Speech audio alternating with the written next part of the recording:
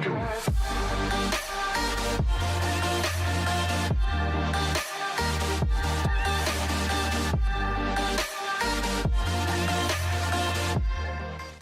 प्यारे बच्चों, आज की हिंदी कक्षा में आप सबका हार्दिक स्वागत है। आशा करती हूँ कश्मीरी से पाठ को ठीक तरह से पढ़कर अभ्यास भाग के प्रश्नोत्तर को तैयार रखे हैं। तो चलिए फिर से एक साथ कश्मीरी से पाठ के अभ्यास भाग की चर्चा करेंगे तथा नोट्स में लिखेंगे। तैयार हैं? पहला प्रश्न, एक वाक्य में उत्तर लिखिए। इसके अंतर्गत पहला प्रश्न देखिए, लेखक चीज़ें खरीदने कहाँ गए थे? लेखक चीज़ें खरीदने चौक में अर्थात बाजार गए थे। लेखक को क्या नज़र आया? लेखक को एक दुकान पर बहुत अच्छे रंगदार गुलाबी सेब सजे हुए नज़र आए। तीसरा प्रश्न, लेखक का जी क्यों ललचा उठा? एक दुकान पर सजाकर रखे हुए रंगदार गुलाबी सेब देखकर लेखक का जी ललचा उठा। अब चौथा प्रश्न कौन सा है? टोमेटो किसका आवश्यक अंग बन गया है? टोमेटो भोजन का आवश्यक अंग बन गया है। पांचवा प्रश्न देखिए, स्वाद में सेब किससे बढ़कर नहीं है? स्वाद में सेब किससे बढ़कर नहीं है? आम से बढ़कर नहीं है। छठा प्रश्न, रोज़ एक सेब खाने से किनकी ज़रूरत नहीं होगी? हाँ, रोज़ एक सेब खाने से डॉक्टरों की ज़रूरत नहीं होगी। अब सातवां प्रश्न मैंने वहाँ पर जोड़ा है, यह अभ्यास भाग में नहीं है, ये एक्स्ट्रा क्वेश्चन है। आदमी बेईमानी कब करता है? आदमी बेईमानी तभी करता है जब उसे अवसर मिलता है। अब दूसरा मुख्य प्रश्न देखिए, 2-3 वाक्यों में उत्तर लिखिए। इसमें पहला प्रश्न, आजकल शिक्षित समाज में किसके बारे में विचार किया जाता है? याद कर लीजिए, शिक्षित समाज में किसके बारे में विचार किया जाता है? हाँ, आजकल शिक्षित समाज में विटामिन और प्रोटीन के शब्दों में विचार करने की प्रवृत्ति हो गई है। अब टोमेटो भोजन का आवश्यक अंग बन गया है। अब उन्हें पता चला है कि गाजर में भी बहुत विटामिन है, इसलिए गाजर को भी मेज़ों पर स्थान मिलने लगा है। अब दूसरा प्रश्न क्या है? हाँ, दुकानदार ने लेखक से क्या कहा? दुकानदार ने सेब की तारीफ करते हुए लेखक से क्या कहा? दुकानदार ने लेखक से यह कहा कि बाबूजी, बड़े मज़ेदार सेब आए हैं, खास कश्मीर के, आप ले जाएं, खाकर तबीयत खुश हो जाएगी। तीसरा प्रश्न क्या है? हाँ, दुकानदार ने अपने नौकर से क्या कहा? दुकानदार ने अपने नौकर से यह कहा कि सुनो, आधा सेर कश्मीरी सेब निकाल ला, चुनकर लाना। चौथा प्रश्न क्या है? सेब की हालत के बारे में लिखिए। बहुत ही महत्वपूर्ण प्रश्न है। सेब की हालत के बारे में लिखिए। लेखक आधा सेर कश्मीरी सेब खरीद कर लाए थे। सुबह नाश्ता करने के लिए जब लेखक एक सेब निकालते हैं तो वो सड़ा हुआ था। ₹1 के आकार का छिलका गल गया था। दूसरा सेब निकाला तो वो भी आधा सड़ा हुआ था।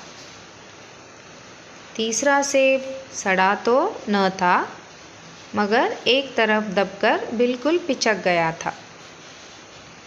चौथा सेब यूँ तो बेदाग था, मगर उसमें एक काला सुराख था। काटा तो भीतर वैसे ही धब्बे जैसे बेर में होते हैं। एक सेब भी खाने लायक नहीं था।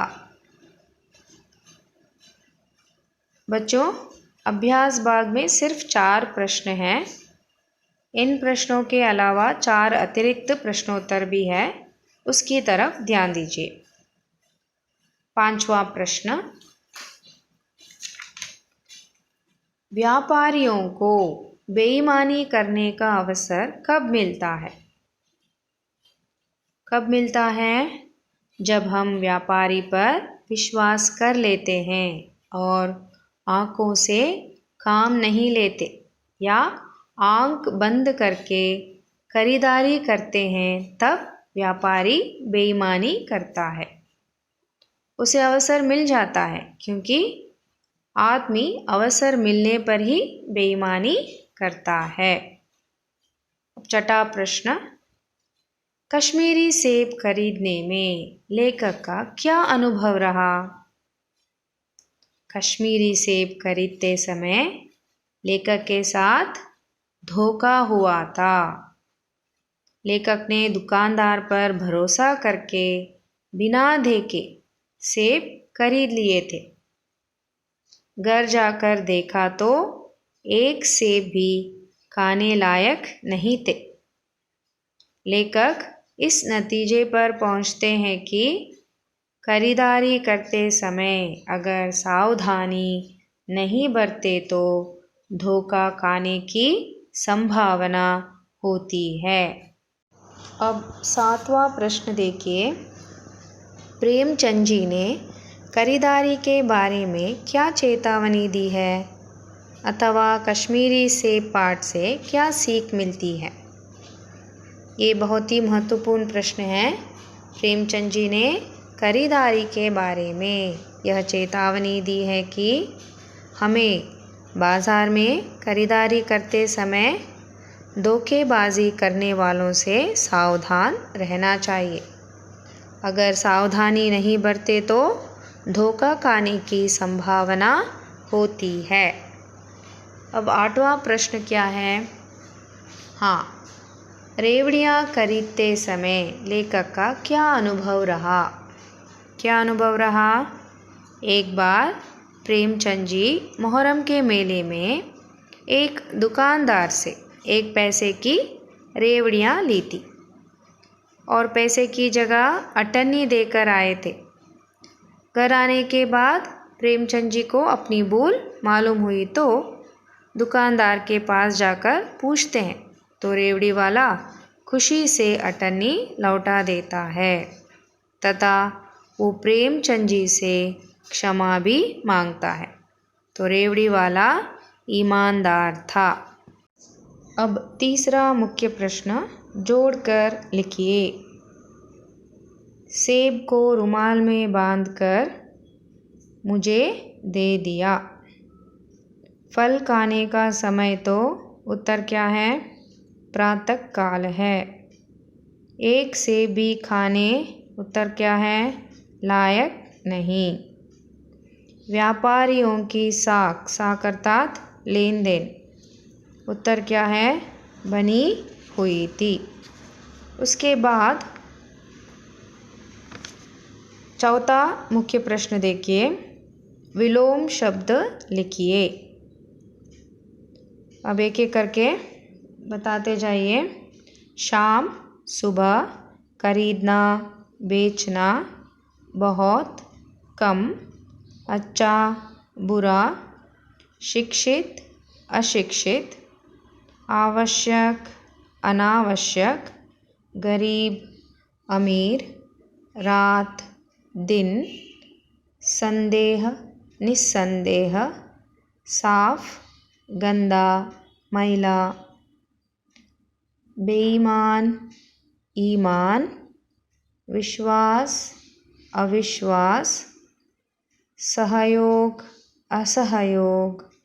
हानि, लाभ। पास, दूर। गम, खुशी। अब पांचवा मुख्य प्रश्न क्या है? अनुरूपता, यानी पहले दो शब्दों में जो संबंध है उसे पहचान कर तीसरे शब्द के लिए आपको उत्तर लिखना है। अब केला पीला रंग, तो सेब कौन सा रंग? तो यहाँ पर गुलाबी रंग लिख सकते हैं। सेब फल है, तो गाजर क्या है? सब्जी। नागपुर संतरा, नागपुर संतरे के लिए प्रसिद्ध है। कश्मीर सेब। कपड़ा नापना, टोमेटो तोलना। तो उसके बाद अन्य वचन लिखिए। तो देखिए, चीज़ें बहुवचन है, तो इसका एक वचन रूप क्या है? चीज़। रास्ता एक वचन, बहुवचन रूप क्या है? रास्ते। फल, इसका बहुवचन रूप बदलता है क्या? नहीं। अकारांत पुल्लिंग शब्द है, नहीं बदलता है। फल बहुवचन रूप क्या है? फल। उसके बाद घर, घर अकारांत पुल्लिंग शब्द है, इसका बहुवचन रूप बदलता है क्या? नहीं। घर बहुवचन रूप क्या है? घर। रुपये, तो इसका एक वचन रूप क्या है? रुपया। आंखें स्त्रीलिंग शब्द है, बहुवचन, तो इसका एक वचन रूप क्या है? आंक। कर्मचारी, यहाँ पर ईकारांत पुल्लिंग शब्द है, तो इसका बहुवचन रूप बदलता है क्या? नहीं। कर्मचारी ही लिखेंगे और उसके साथ आप गण जोड़ सकते हैं, कर्मचारी गण। तो उसके बाद व्यापारी, यहाँ पर भी ईकारांत पुल्लिंग शब्द है, शब्द नहीं बदलता है, तो व्यापारी इसका बहुवचन रूप व्यापारी, चाहे तो आप गण जोड़ सकते हैं, व्यापारी गण। उसके बाद रेवड़ी स्त्रीलिंग, ईकारांत स्त्रीलिंग शब्द है। रेवड़ी, रेवड़ियाँ, डी रस्व बन जाता है, या जोड़ते हैं यहाँ पर नियमानुसार। रेवड़ी, रेवड़ियाँ। उसके बाद दुकान, दुकान भी अकारांत स्त्रीलिंग शब्द है, तो नियम के अनुसार अकारांत स्त्रीलिंग शब्द कैसे बदलता है? दुकान बहुवचन रूप क्या है? दुकानें। सातवां मुख्य प्रश्न क्या है?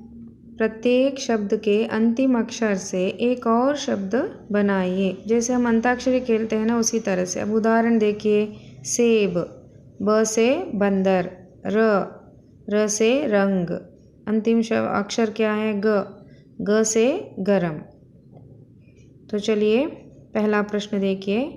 अब पहला शब्द कौन सा है? दुकान, और अंतिम अक्षर न से नयन। अंतिम अक्षर न, नगद। यहाँ अंतिम अक्षर द से दवात। अब अंतिम अक्षर त से तलवार। दूसरा शब्द क्या है? दूसरा प्रश्न बाजार, उसमें अंतिम अक्षर र से रंक। अंतिम अक्षर क से कमल। ल से लाभ। अंतिम अक्षर भ से भजन। अब तीसरा प्रश्न देखिए। पहला शब्द रुमाल, और अंतिम अक्षर ल है। ल से लहर। र से रस। स से सम्मान, और न से नरम। अब चौथा प्रश्न देखिए। पहला शब्द लेखक, और अंतिम अक्षर क से कनक, फिर से अंतिम अक्षर क से कर, र से रक्षक, अंतिम अक्षर क से कक्षा। अब 8वां मुख्य प्रश्न क्या है? निम्नलिखित वाक्यों को सही क्रम से लिखिए। अब वहाँ पर प्रश्न देखिए। गाजर गरीबों बी पहले के पेट की चीज़ भरने थी। क्रम में नहीं है तो सही क्रम में लिखेंगे तो क्या होगा बताइए। गाजर भी पहले गरीबों के पेट भरने की चीज़ थी। अब दूसरा देखिए। अब चीज़ नहीं है वो केवल स्वाद की, तो सही क्रम में लिखिए। अब वो केवल स्वाद की चीज़ नहीं है। तीसरा प्रश्न। नहीं लायक खाने भी सेब एक, तो इसे सही क्रम में लिखिए। एक सेब भी खाने लायक नहीं। चौथा प्रश्न क्या है? मालूम हुई घर आकर अपनी भूल, तो सही क्रम में लिखेंगे तो क्या लिखेंगे? घर आकर अपनी भूल मालूम हुई। उसके बाद 9वां प्रश्न। कन्नड़ अथवा अंग्रेज़ी में अनुवाद कीजिए। पहला वाक्य क्या है? गाजर भी पहले गरीबों के पेट भरने की चीज़ थी, तो कन्नड़ में अनुवाद कीजिए। ಮೊದಲು ಕ್ಯಾರೆಟ್ ಬಡವರ ಹೊಟ್ಟೆ ತುಂಬಿಸುವ ಆಹಾರವಾಗಿತ್ತು। दूसरा वाक्य पढ़िए। दुकानदार ने कहा बड़े मज़ेदार सेब आए हैं। अब कन्नड़ में अनुवाद कीजिए। ಬಹಳ ರುಚಿಕರವಾದ ಸೇಬುಗಳು ಬಂದಿವೆ ಎಂದು ಅಂಗಡಿಯವನು ಹೇಳಿದನು। तीसरा वाक्य क्या है? एक सेब भी खाने लायक नहीं। अब कन्नड़ में अनुवाद कीजिए। ಒಂದು ಸೇಬು ಕೂಡ ತಿನ್ನಲು ಯೋಗ್ಯವಾಗಿರಲಿಲ್ಲ। चौथा प्रश्न। दुकानदार ने मुझसे क्षमा मांगी, तो कन्नड़ में अनुवाद कीजिए। ಅಂಗಡಿಯವನು ನನ್ನ ಬಳಿ ಕ್ಷಮೆ ಯಾಚಿಸಿದನು। आज का गृह कार्य टू कंप्लीट द नोट्स, तो नोट्स में क्या क्या लिखना है नोट कर लीजिए। सबसे पहले लेखक परिचय, पाठ का आशय, शब्दार्थ, उसके बाद अभ्यास भाग के सारे प्रश्नोत्तर। यानी अभ्यास भाग में कुल मिलाकर 9 मुख्य प्रश्न हैं। एक वाक्य में उत्तर लिखिए, वहाँ से लेकर अनुवाद कीजिए वहाँ तक। और उत्तर के लिए आप डिस्क्रिप्शन बॉक्स देख सकते हैं। और जो एक्स्ट्रा क्वेश्चंस मैंने दिए हैं उसे भी लिखिए, बहुत ही महत्वपूर्ण है। उसके बाद प्रोजेक्ट वर्क यानी परियोजना कार्य FA1 एक्टिविटी, उसे भी आपको पूरा करना है। और FA1 एक्टिविटी का विषय है प्रेमचंद जी की एक सरल कहानी को पढ़कर लिखिए। और जो उदाहरण के रूप में मैंने एक कहानी सुनाई थी आपको, राष्ट्र का सेवक, उसी तरह की एक सरल कहानी चुनिए तो लिखना आसान हो जाएगा। राष्ट्र का सेवक भी लिख सकते हैं, परंतु प्रोजेक्ट बुक में कहानी लिखने से पहले लेखक परिचय लिखकर बाद में कहानी लिखिए। तो ठीक तरह से लिखिए बिना किसी गलती के। और अभ्यास भाग में कोई संदेह हो तो ज़रूर पूछिए। धन्यवाद।